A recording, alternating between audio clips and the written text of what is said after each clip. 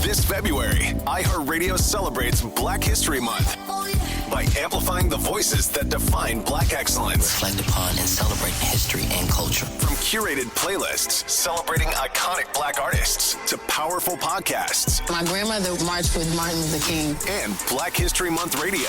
We're shining a light on the music, stories, and culture that inspire us all. Black history is our history. Celebrate with us. History in the making. Listen on the free iHeartRadio app. This Week in Gaming with Naomi Kyle. Hello, everyone. I'm Naomi Kyle, and welcome back to This Week in Gaming. This week, a new study says 40% of PC gamers play less than 5 hours a week. Tony Hawk Pro Skater rumors heat up. The Last of Us Season 2 gets a release date, more layoffs, and a deep dive into censorship in video games. We've got all of this week's gaming news, so let's get right to it. We have covered the topic of game length a few times on this show, and it keeps coming up because the amount of time it takes to beat the average video game these days has steadily crept up and up year after year. In fact, some titles brandish the 100-plus hour story as the game's main selling point. But is the 100 experience as appealing to the average gamer as it once was? According to a new study from Media Research, gamers have less time than ever to play these long-form video games. Media studied a group of gamers last year, and they've discovered that gamers average about 10 hours of gaming per week. Digging deeper into the data, they found that 40% of PC gamers and nearly a third of console gamers game less than 5 hours a week. So why do gamers have less time than ever to game? Media Research believes it could be that video games are just naturally not as easy to digest as other media, like TV, movies, and videos on TikTok. Gaming also requires the viewer's undivided attention to enjoy. Unlike TV, where viewers have the freedom to multitask or even scroll through TikTok while watching their favorite TV shows. In a world where attention spans are shorter than ever, future video games might have no choice but to return to their roots and offer shorter, more arcadey experiences to appeal to more gamers who have less time. We'll have more on this with our guest this week, so stay tuned. Rumors of another Tony Hawk Pro Skater game has become a hot talking point in gaming circles as of late. It all started earlier this week when professional skater Tyshawn Jones said during the Breakfast Club podcast, "I'm in a Tony Hawk game coming out. They've got a new one they're remastering, so that's about to come out." Tony Hawk himself had confirmed back in September of 2024 that he had been working with Activision again. While he wasn't at liberty to say exactly what it was that he was working on, everyone suspects that the only logical explanation is another Tony Hawk Pro Skater title. That now leads us to our most recent Pro Skater clue, found in Call of Duty. That's right, when Season 2 for Black Ops 6 premiered, the gaming news outlet Charlie Intel noticed a strange Easter egg lying in plain sight in the skate park themed map called Grind. In the map sits a TV screen that prominently displays a logo that is very similar stylistically to the Pro Skater logo, and within the logo, a date that reads 03/04/25 or March 4th, 2025. So there you have it. All signs point to Activision reinvigorating the Tony Hawk Pro Skater series. But the question remains, will we get a new mainline title or a remake of Pro Skater 3 and 4 to complement the release of the Pro Skater 1 and 2 remakes 5 years ago? Whatever direction Activision chooses to take, I hope it means we get a look at a shiny new gameplay trailer and a release date on March 4th. HBO has officially confirmed that The Last of Us Season 2 will air on April 13th. The Last of Us Season 2 will pick up 5 years after the events of the first season and is expected to follow the story of the sequel, The Last of Us 2. There will be no spoilers here, but if you have played The Last of Us 2, you'll know that fans of the series are in for an emotional roller coaster. The Last of Us Season 2 will consist of just 7 episodes, which is definitely not enough time to cover the second game's entire story. But fear not, because according to HBO Executive Vice President Francesca Orsi, it's looking like The Last of Us TV series will run for a total of 4 seasons. Nice. I'm about to lose my marbles. Even more layoffs have hit the industry.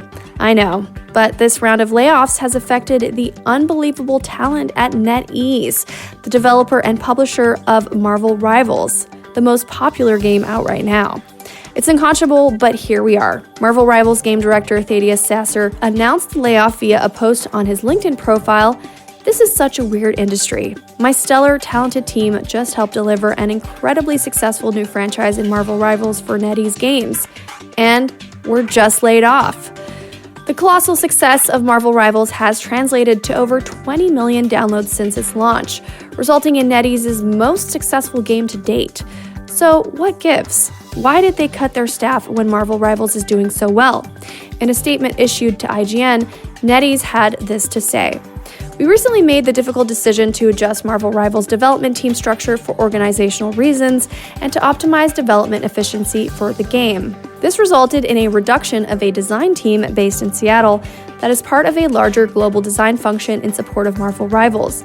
We appreciate the hard work and dedication of those affected and will be treating them confidentially and respectfully with recognition for their individual contributions."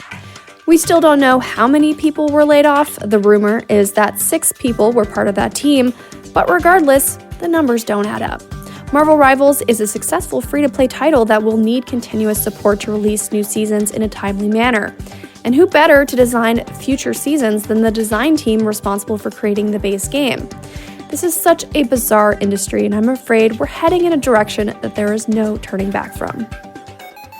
Marvel Rivals has taken the gaming world by storm, as we just heard, but a recent New York Times article highlights a growing concern. Players have noticed that certain phrases like "Free Hong Kong" and "Tiananmen Square" are blocked in its chat, while criticism of North America is allowed. It's the latest example of Chinese censorship creeping into global media. As video games become social hubs, concerns are growing, especially as we saw with the recent TikTok ban over similar fears of Chinese influence. China has long forced developers to censor content to access its market, but now that influence is spreading. Games like Black Myth Wukong limit discussions on sensitive topics, and major Western companies like Blizzard and Disney have faced backlash for complying with censorship. With Tencent owning stakes in Western developers and China's gaming industry expanding, will players resist, or is this the new normal? Stick around as we explore this question a little further with our guest later in the show. Now it's time to go over the video games releasing this week. Games out this week. On February 25th, Ninja 5.0 releases on PS4, PS5, PC, and Nintendo Switch. Spectre Divide haunts the PS5 and Xbox Series X and S. Then February 27th, Yu-Gi-Oh! The Early Days Collection shuffles onto PC and Nintendo Switch. Glover returns to all platforms. And on February 28th, Omega 6 The Triangle Stars releases on PC and Switch, while Monster Hunter Wilds Stampedes onto PS5, PC, and Xbox Series X and S. The Epic Games Store is offering just one free game this week. Mages of Mystralia will be available for download from February 27th until March 6th. Quest complete. So that's the news for this week. It's now time to chat with our guest, Victor Lucas, who joins us to chat about how gaming habits and preferences are changing. And censorship in video games. Is it something to be concerned about? And what do we do about it? Select game mode. Multiplayer. Hey, Victor. Welcome back to the show. So good to have you. Thanks for having me. I love coming on the show. Yeah, we have some interesting topics. It's kind of a slow news week. Those do happen. But, this was an interesting stat, and I feel like it opens up a bigger conversation about gaming and the future of gaming and how people's habits when it comes to gaming. There was an article that came out that was saying how 40% of PC gamers play less than 5 hours a week. Console gamers play only slightly more than that. To you, what does that signal? What does that say in your head? Is there something that's shifting in the way that we play games? Well, I've been saying this for a long time that, I came up in an era when we would go to the store and we would buy a cartridge and we would take it home and we would play it obsessively for a couple of weeks.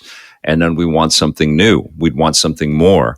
And we'd probably beat the game a few times because it wasn't that long. And I think that that's kind of a healthy way to train an audience to want to come back for more. And I think what has happened since live service really sort of catapulted to the front of the line for a lot of game makers out there and a lot of game studios and a lot of money hungry investors.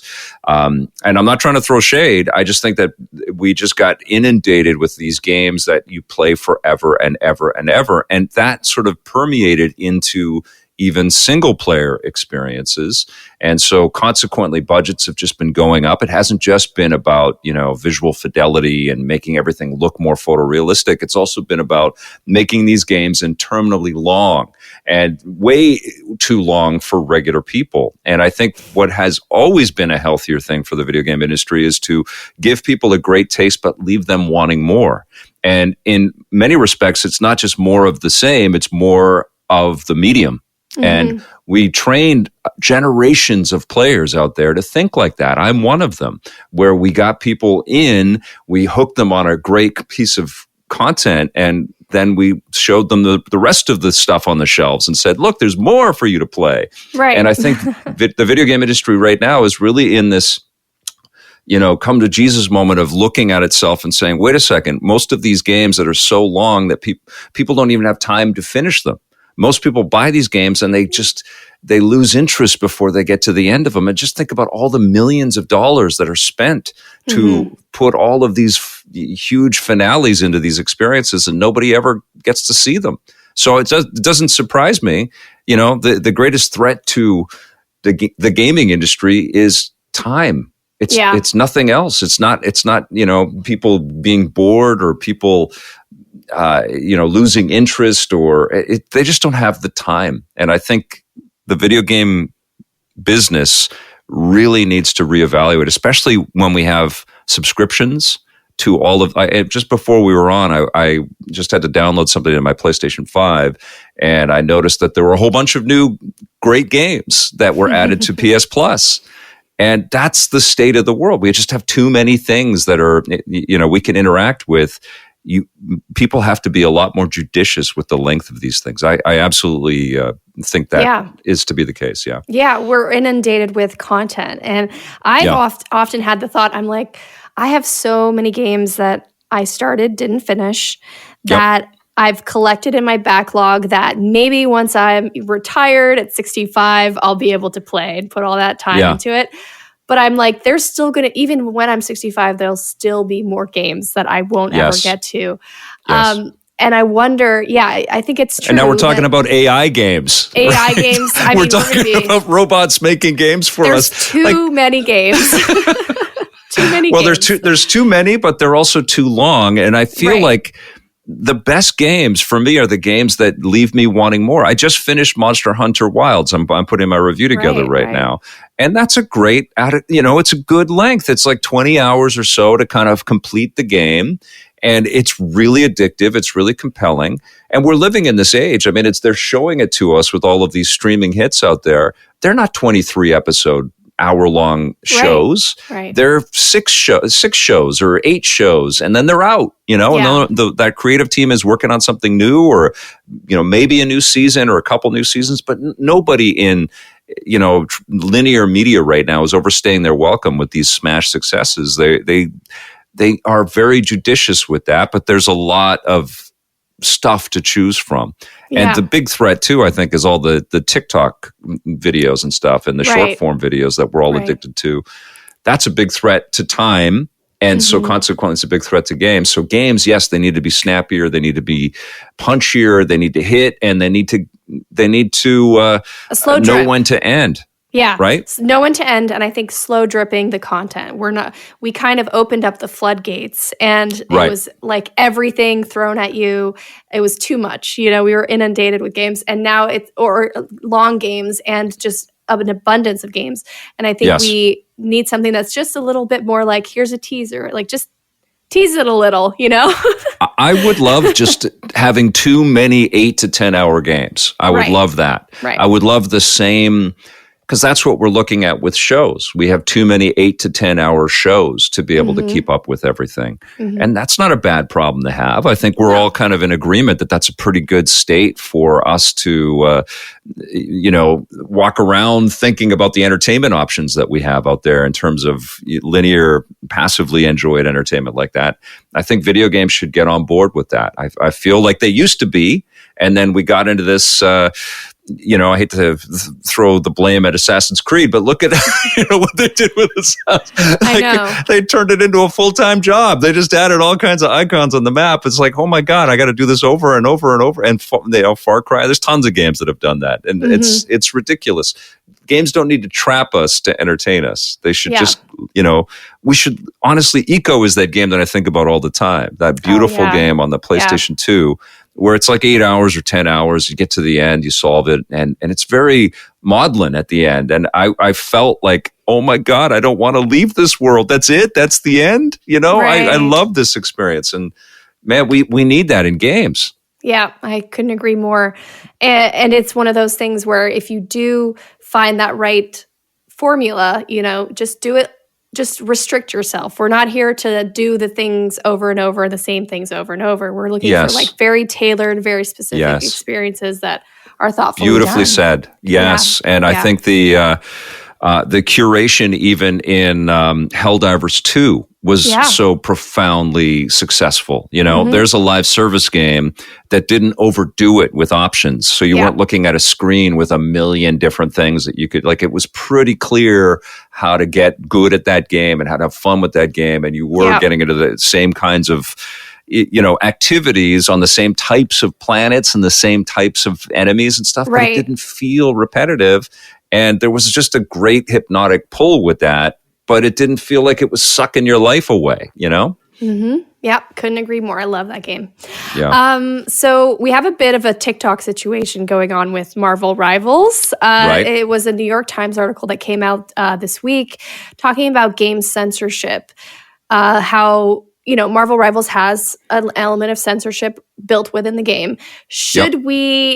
Is this something we should be concerned about? I mean, obviously, we ran into that with TikTok. Well, they're a social platform. You're talking about, taking away the ability for players to comment on Tiananmen Square or Free Tibet and things like that. Yeah, I read that too. And I think what these are commercial products, just like TikTok is, and just like lots and lots of other platforms are. And when you create a platform, you have the ability to kind of define how you want people to be able to express themselves on that platform.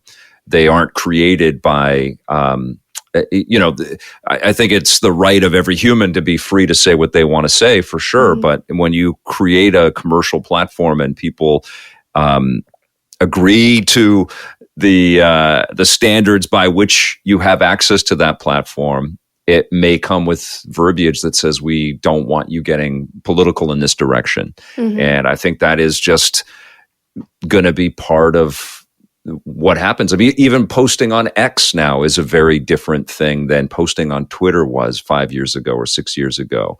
It's a very frustrating thing. It feels very manipulated and very charged. And I think the online sort of world, the discourse around online and who's policing that and how are the algorithms being utilized to guide us to different types of information is, it's a gauntlet. And I think people need to educate themselves beyond the constraints of social media and video game discussion and find their own morality and find their own path with the way that they get information and share information.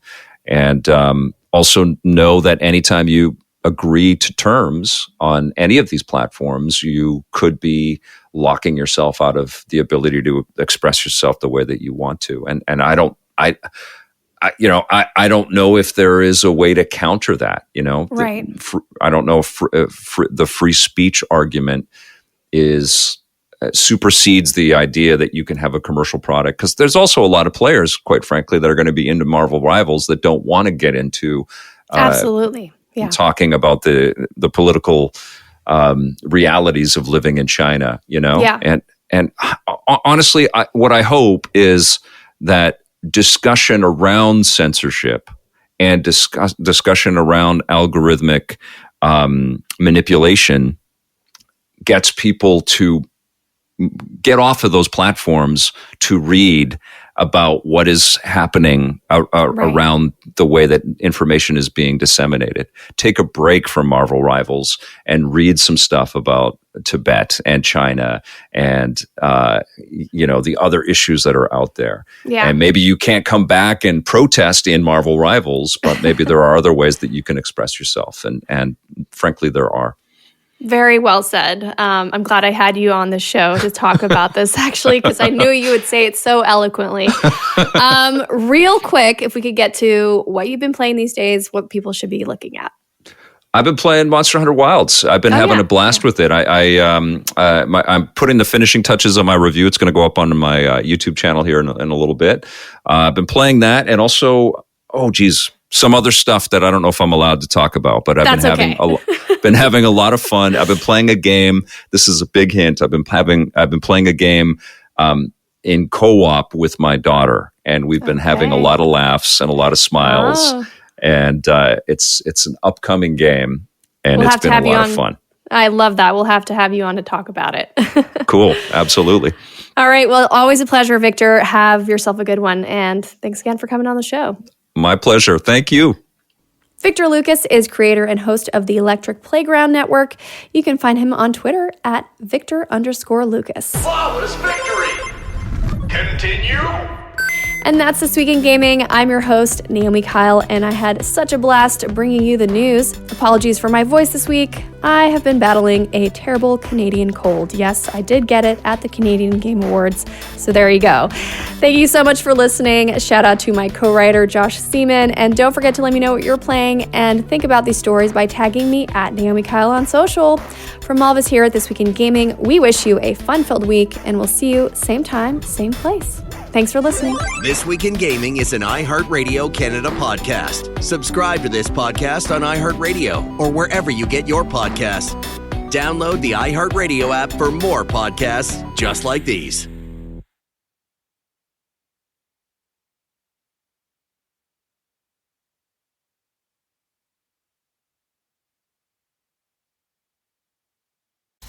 This February, iHeartRadio celebrates Black History Month by amplifying the voices that define Black excellence. Reflect upon and celebrate history and culture. From curated playlists celebrating iconic Black artists to powerful podcasts My grandmother marched with Martin Luther King. and Black History Month radio, we're shining a light on the music, stories, and culture that inspire us all. Black history is our history. Celebrate with us. History in the making. Listen on the free iHeartRadio app.